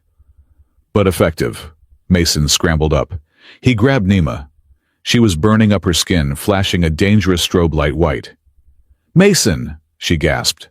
Her eyes were rolled back in her head. "The room is screaming." "I have got you," Mason said, lifting her. "We have to go." "You cannot go!" Solara shouted. She was beside them in an instant, her chest heaving, her white combat robes scorched. "The exits are sealed. They are funneling us into the resonance chamber." As if on cue, the floor beneath them shuddered. The entire section of the room they were standing on detached. It was a lift platform. It plummeted. They fell into the dark, down into the bowels of the spire. The wind roared in their ears. Mason held Nima tight, bracing his legs. Solara stood tall, her hands glowing, ready for whatever waited below. The platform slammed to a halt. They were in a vast, circular room. The walls were lined with thousands of tuning forks, made of black obsidian. In the center was a single chair, hooked up to a massive pulsating machine. Regent Alden Rook stood by the machine. He was flanked by 24 silencers. "Welcome," Rook said, his voice amplified by the acoustics of the room. "To the heart of the problem." "Alden," Solara said, her voice dripping with ice. "This is treason. High treason." "This is surgery," Rook corrected. "The Empire is sick, Solara. It is infected with weakness, with sentiment. And I am cutting it out." He pointed a long, skeletal finger at Nima. "Put the girl in the chair," Rook ordered. "Over my dead body," Mason said, stepping in front of Solara and Nima. Rook laughed. "That can be arranged. But if you resist, my men will fire on the Emperor." "Are you willing to trade her life for the child's?" Mason hesitated. He looked at the 20 rifles aimed at Solara. "Do not listen to him," Solara said. "He needs Nima alive. He needs her resonance to reset the choir. I need her screaming, Rook said pleasantly. The null hymn is a frequency. If I push her through the amplifier, I can override the council's protocols. I can wipe the collective memory of the last 5 years. I can erase the weakness. I can erase you, Solara. And when the city wakes up, they will remember only order. You are insane, Mason said. You will lobotomize the whole planet. I will save it, Rook roared, losing his composure for the first time. From you, from this chaos you bring, look at you, a human standing in the royal spire polluting our neural pathways with your messy individualistic noise. Rook slammed his hand on the console. Seize them, the silencers advanced. Mason, Solara whispered. Can you hold her? What? Mason asked. Can you hold the silence? Solara asked. Her eyes were desperate. If I let go, if I fight them with everything I have, the psychic backlash will kill Nima. Unless you anchor her. I can hold her, Mason said. But who holds you? Solara looked at him. For a split second, there was no emperor, no guard, just a woman looking at a man she might never see again. Do not look at my wounds, she said, quoting him. Look at the road. She pushed Nima into Mason's arms. Run, she commanded. Get behind the console. Be the anchor. Then Solara exploded. Not literally, but psychically. She threw her arms wide, and a shockwave of pure golden light erupted from her body. It hit the advancing silencers, like a physical wall, throwing them back against the obsidian spikes. Mason sprinted. He carried Nima behind the massive machinery of the amplifier. He sat down, putting his back against the cold metal. Okay, kid, Mason gasped. Just you and me, like the cafeteria. Ignore the noise. Nima was convulsing. The machine behind them was powering up, feeding off the violence in the room. The obsidian tuning forks began to hum, a deep, bone-rattling vibration.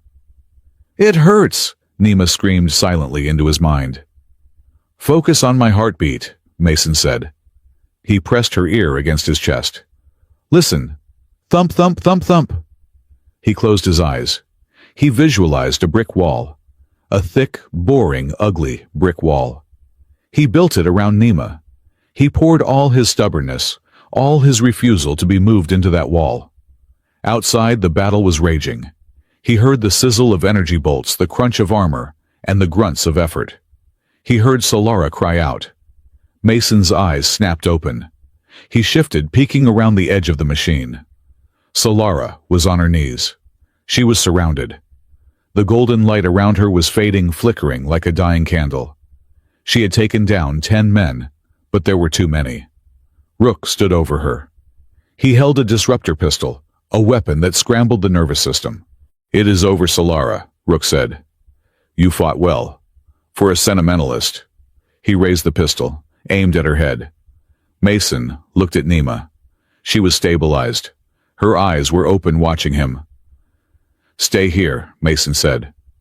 No, Nima whispered. Count the beats, Mason commanded. Do not stop counting. Mason stood up. He grabbed a loose metal pipe from the floor debris from the earlier explosion. He did not run. He charged. Hey, Rook! Mason yelled. Rook turned. The distraction worked. It bought 1 second. Mason swung the pipe. He wasn't aiming for Rook. He was aiming for the machine. He smashed the pipe into the cooling vents of the amplifier. Sparks showered down. The machine shrieked. The feedback loop broke. The obsidian forks shattered, exploding into razor-sharp shrapnel. Rook stumbled, shielding his face. You primitive ape, Rook screamed. He swung the pistol toward Mason and fired. The beam was purple, jagged, and lethal. Mason tried to dodge, but he was too slow. But the beam did not hit him. A figure blurred in front of him. Solara. She took the shot. It hit her in the shoulder, spinning her around. She collapsed, sliding across the floor to Mason's feet. Solara. Mason dropped the pipe and fell to his knees beside her. Her shoulder was a ruin of scorched silk and burned flesh. Her face was gray. I told you, she wheezed, her eyes unfocused. Stay secure. You jumped in front of a gun, Mason said, his voice cracking. He pressed his hands over the wound, trying to stop the bleeding, though cauterized wounds didn't bleed much. Why did you do that? Inefficient, she murmured. A ghost of a smile touched her lips. To lose the anchor, Rook recovered. He stood up, shaking glass from his robes. He looked at Solara bleeding on the floor, and his face twisted into a mask of pure hatred. See, Rook spat. This is what humanity does. It makes you weak. You sacrifice the crown for a janitor. Rook raised the pistol again. I will finish this. Suddenly, the room stopped shaking. The shattered obsidian forks stopped vibrating. The light steadied, but it was not quiet. A sound began to rise. It was not the screech of the Null Hymn. It was a melody. A low, complex, weaving melody. Rook froze. He looked around. What is that? Mason looked toward the machine. Nima was standing up. She was not glowing with light. She was absorbing it. The shadows in the room seemed to bend toward her. She walked out from behind the broken amplifier. Her eyes were not black anymore. They were filled with stars. She looked at Rook, and she spoke. Not with her mind, with her voice. Enough, Nima said. The word hit the room like a hammer. The silencers dropped their weapons. They clutched their helmets, falling to their knees. My head, one of them screamed. The noise, it is gone, it is all gone. Rook staggered back. He looked at his datapad. His eyes widened in horror. Impossible, Rook stammered. The Null Hymn, it is not stopping. It is rewriting. He looked at Nima. You are not the key. You are the door. Nima took a step forward. Leave. She swept her hand. A wave of kinetic force, precise and gentle, lifted Rook and his remaining men off the ground. It threw them backward, sliding them all the way to the lift platform. The platform activated remotely. It rose, carrying the screaming regent and his squad away into the darkness of the shaft. Mason stared at Nima. He looked down at Solara, who was breathing shallowly in his arms. Nima, Mason whispered. Nima looked at him. The stars in her eyes faded, returning to black. She blinked, and suddenly she was just a scared little girl again. Her knees buckled. Mason reached out and caught her with one arm, holding Solara with the other. I counted, Nima whispered, burying her face in his neck. I counted the beats. But the machine woke up something else. The infirmary was crowded. Not with people, but with holograms. The High Council had convened. 5 shimmering blue figures floated around Solara's biobed. Solara was conscious, her arm in a regeneration sling. She looked pale, but she was sitting up. The Emperor was back. Mason stood in the corner. He had refused to leave. He was bruised, covered in blue coolant and black soot, holding a cup of lukewarm water. This is unprecedented, Councillor Vane, a tall, severe Orlan stated. Regent Rook has been detained, yes. His treason is clear. But the data, Your Highness, is terrifying. The Null Hymn has not ceased, another councillor said. It has stabilized, but it is autonomous now. It is no longer reacting to environmental stress. It is waiting. And the source, Councillor Vane pointed a spectral finger at Mason. Is he? Mason looked up. Me. The human influence, Vane said. The Regent was mad, but his initial theory holds merit. Your presence has altered the development of the air. You have taught the choir to improvise, to deviate. The Null Hymn is now a reflection of your chaotic psychology. He saved the air, Solara said, her voice cutting through the room. He saved me. He saved the bodies, Vane countered. But he has endangered the soul of Meridian. The choir cannot function with this level of individuality. It will fragment. We will become isolated. Like them. He gestured at Mason with disgust. The Council's decision is preliminary but firm, Vane announced. Regent Rook will be executed. But the human Mason Hale must be expelled. Immediately. He is a pathogen. He stays, Solara said. The counselors went silent. Your Highness, Vane said slowly. You are weak from your injuries. You are not thinking clearly. I am thinking clearer than I have in years, Solara said. She looked at Mason. Vane drew himself up. If you refuse the Council's recommendation on a matter of planetary safety, we will be forced to invoke the competency clause. We will vote to suspend your authority until the crisis is resolved. It was a threat. A coup by bureaucracy. Mason crushed the paper cup in his hand. He stepped forward. Hey, Mason said. The holograms turned to look at him. You talk about me like I am a virus, Mason said. But your perfect system just tried to lobotomize itself. Rook was one of you. He was the product of your choir. I am the pathogen. I am the only reason you still have an emperor. He turned to Solara. She was looking at him with a mixture of gratitude and sorrow. She looked trapped. She was the emperor, yes, but she was also a servant of the law. If the council voted, she would lose everything. Nima would be taken. Mason saw the hesitation. He saw her weighing the options. The crown, or the man, the system, or the family. Solara, Mason said. His voice was quiet, but it carried. Do not ask me, Solara whispered. Please, Mason, do not ask. I have to, Mason said. They are right about one thing. I do not fit. I cannot be a part-time secret and a full-time threat. He walked up to the edge of the bed. He ignored the indignant gasps of the counselors. You have to choose, Mason said. Do you want the throne or do you want the truth, because you cannot keep both? Not anymore. Mason, Solara said, tears welling in her eyes. If I lose the throne, I cannot protect Nima. If you keep the throne on their terms, Mason said, gesturing to the holograms, you will never protect her. You will just be her jailer. He waited. The room was silent. The only sound was the hum of the medical equipment. Solara looked at the council. She looked at Nima, sleeping in the next bed. She looked at Mason. Her mouth opened, but no sound came out. She closed it. She looked down at her hands. The silence stretched. 5 seconds. 10 seconds. It was too long. Mason nodded slowly. He felt a cold weight settle in his chest. It wasn't surprise. It was just disappointment. Okay, Mason said. I understand.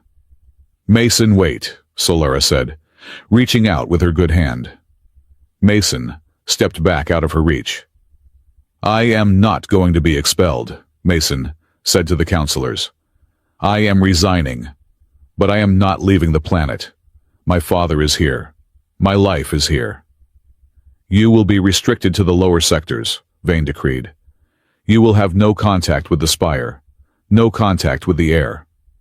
Mason looked at Solara one last time.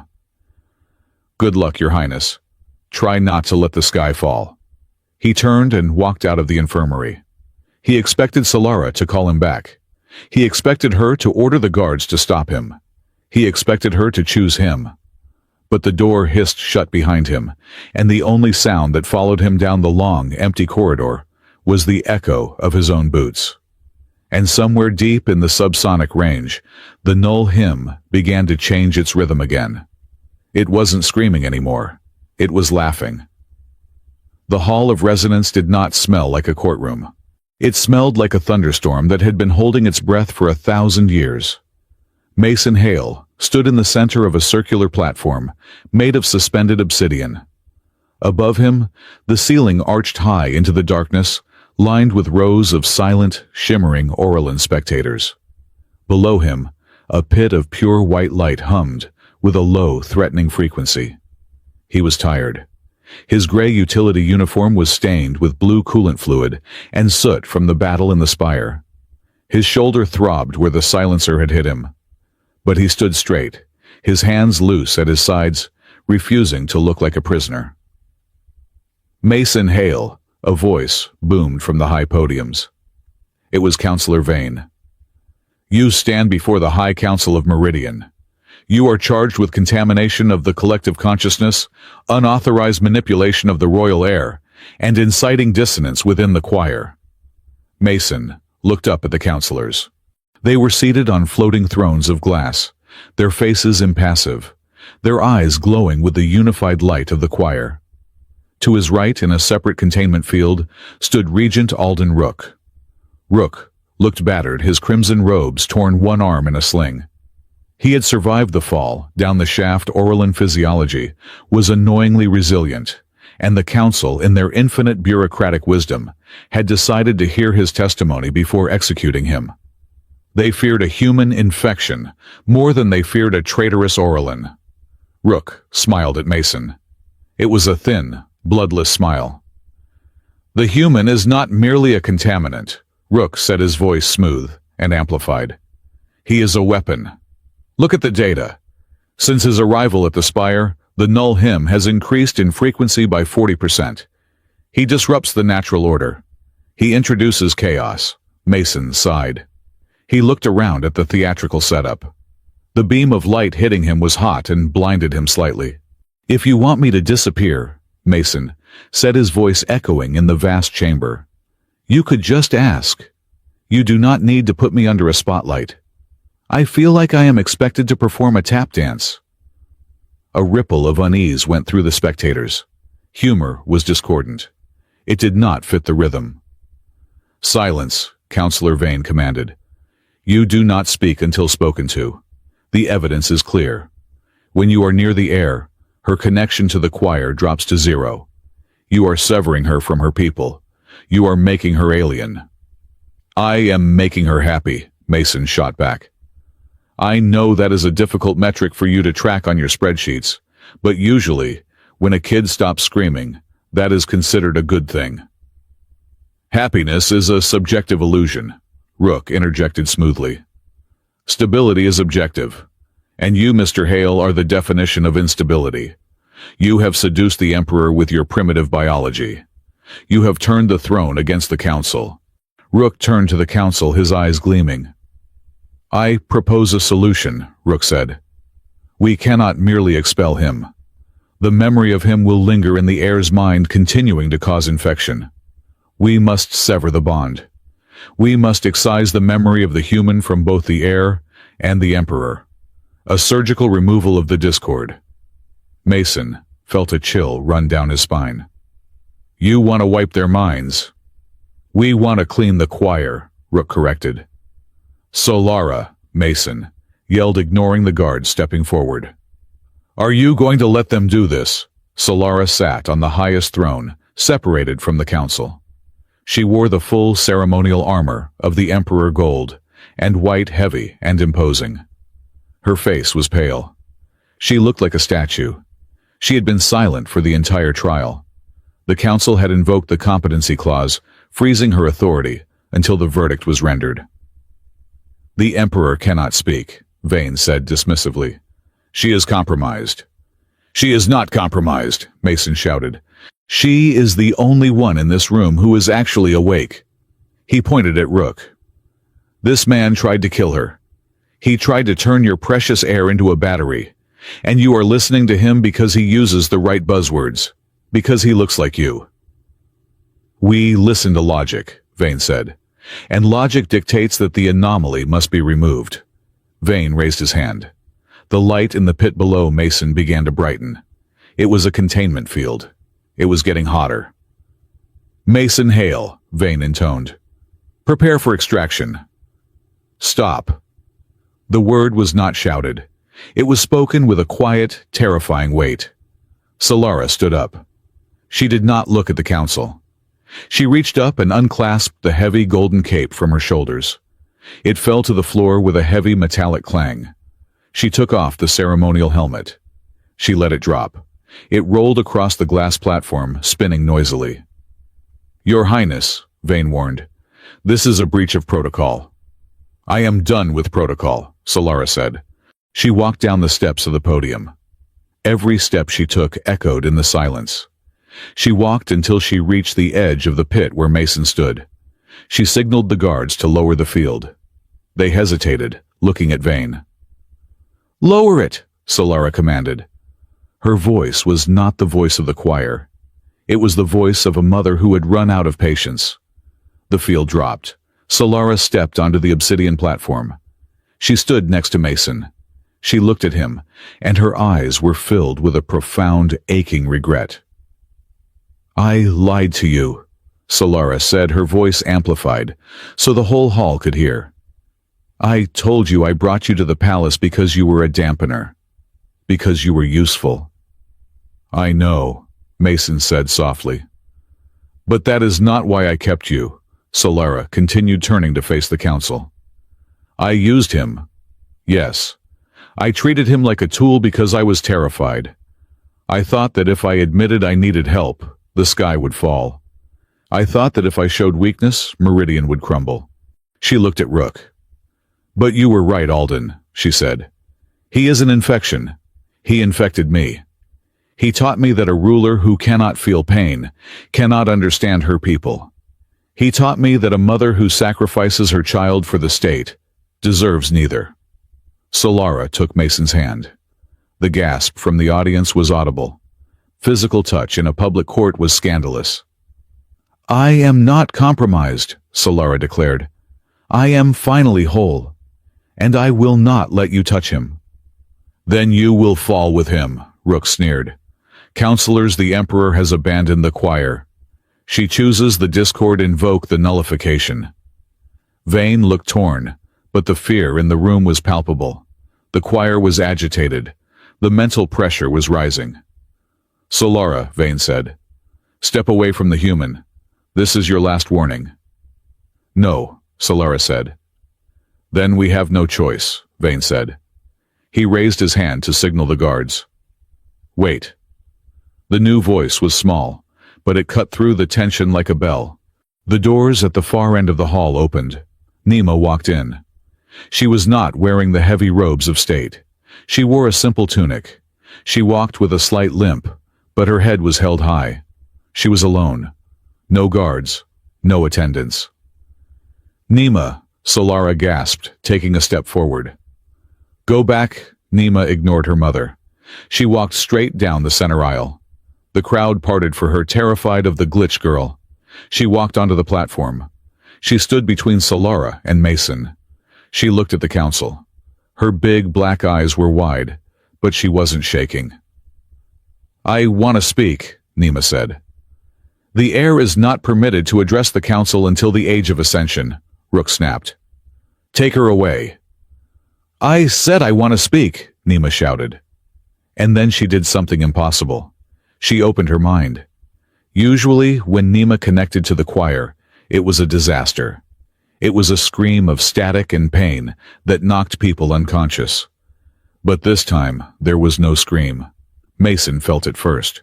He was human.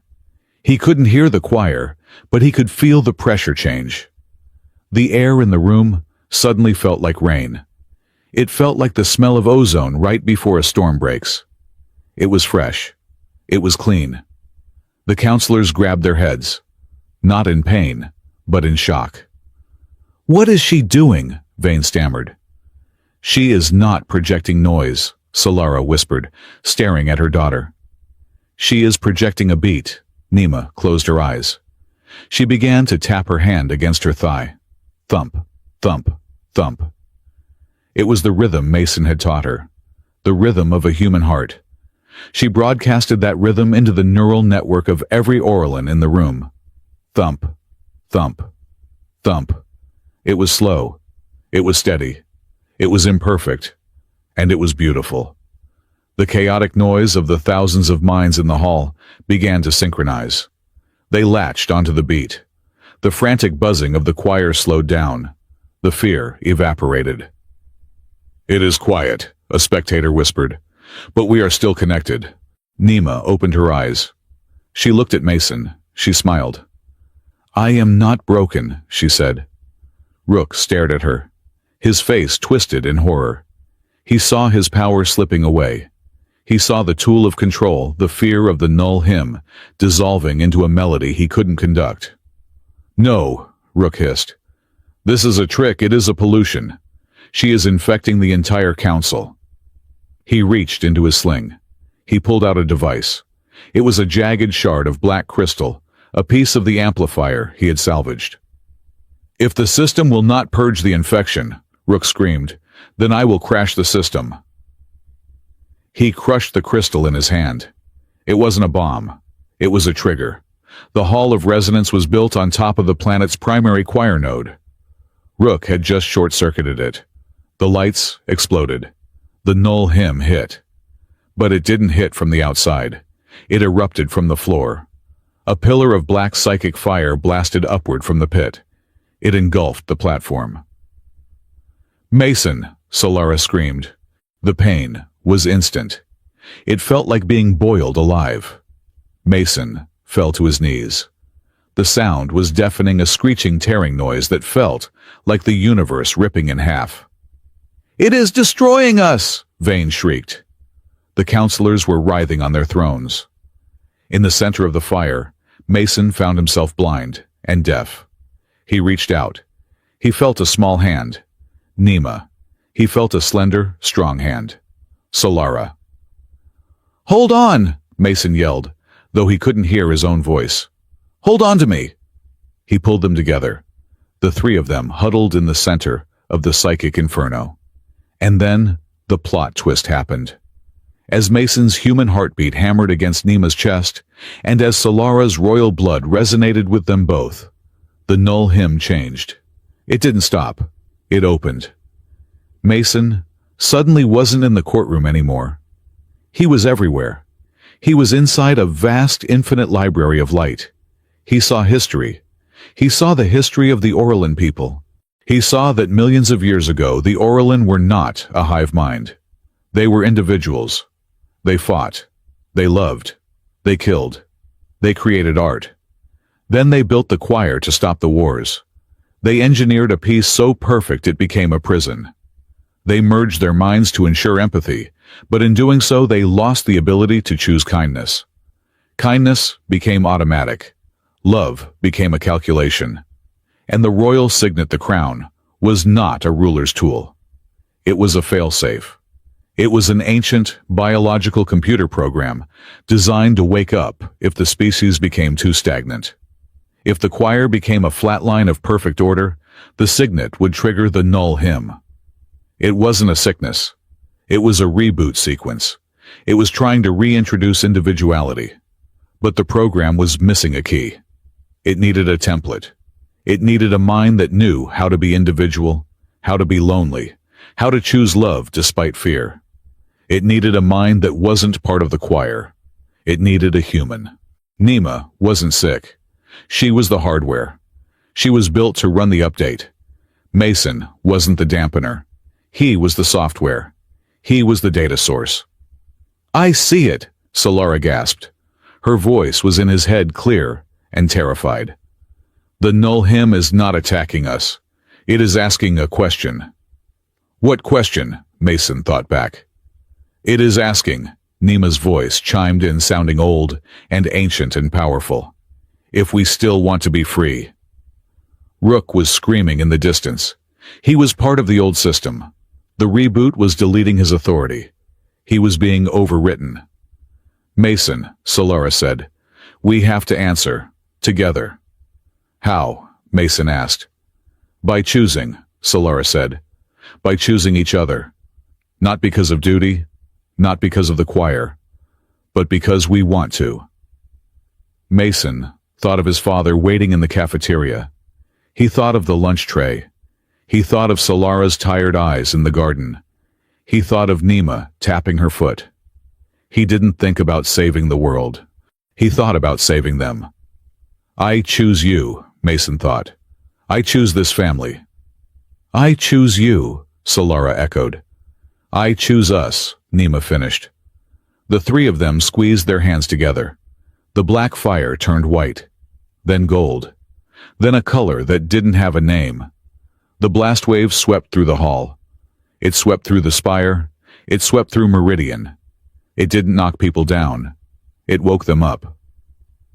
For the first time in 5,000 years, every Aurelin on the moon suddenly felt quiet. The constant noise of a million other minds faded into a background hum. They could still hear it if they listened, but they didn't have to. They were alone in their own heads. Silence. Beautiful private silence. In the hall of resonance, the light faded. Mason was lying on the obsidian floor. He was gasping for air. Every nerve in his body felt like it had been scrubbed with wire wool.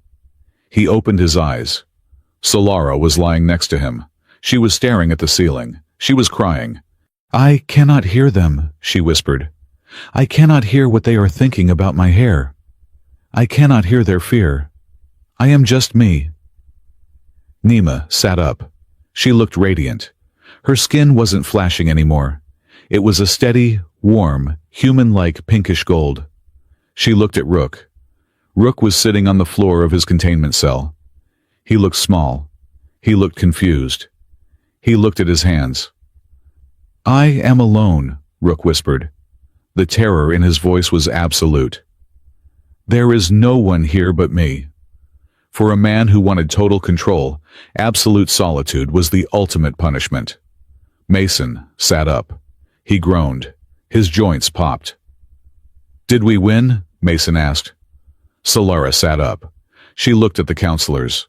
They were looking at each other, touching their faces, realizing they were individuals again. Solara looked at Mason. She reached out and touched his face. "We didn't win," she said, a smile breaking through her tears. "We evolved." 2 weeks later. The cafeteria at the Diplomatic Academy was loud, but it was good loud. It was the sound of people talking, laughing, and arguing. Mason Hale was scrubbing table 12. "You know," a voice said behind him, "the Emperor's consort is generally not expected to handle industrial solvents." Mason turned around. Solara stood there. She wasn't wearing armor. She was wearing a simple blue dress that looked suspiciously like something Earth fashion would produce. She looked rested. She looked younger. "I am not the consort," Mason said, dipping his sponge. "I am the second voice. And the second voice says this table is sticky," Solara laughed. It was a sound that still made the students stop and stare. "The council is still arguing about the new constitution," Solara said, leaning against the table. "They want to know if they can turn the choir back up to 50%. They say people are getting lonely." "Tell them to buy dogs," Mason said.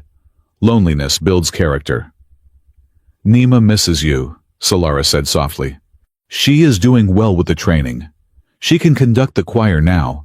She helps people connect when they want to and disconnect when they need to sleep. She is a good conductor." "She learned from the best," Mason said.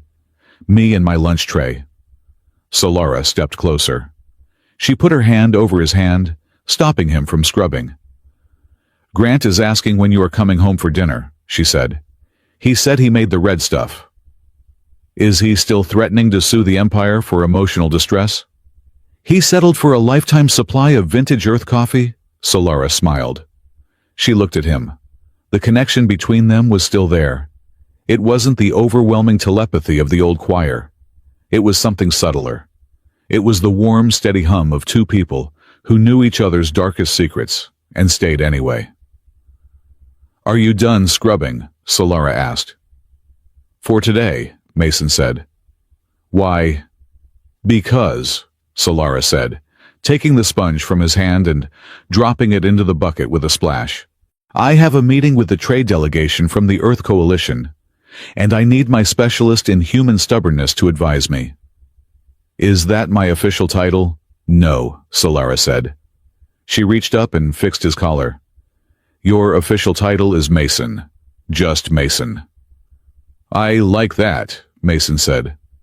"I know," Solara replied. "I felt you like it." She took his arm. They walked out of the cafeteria together. They walked past the students who were no longer afraid to touch, past the windows that looked out on a city that was finally learning how to sleep.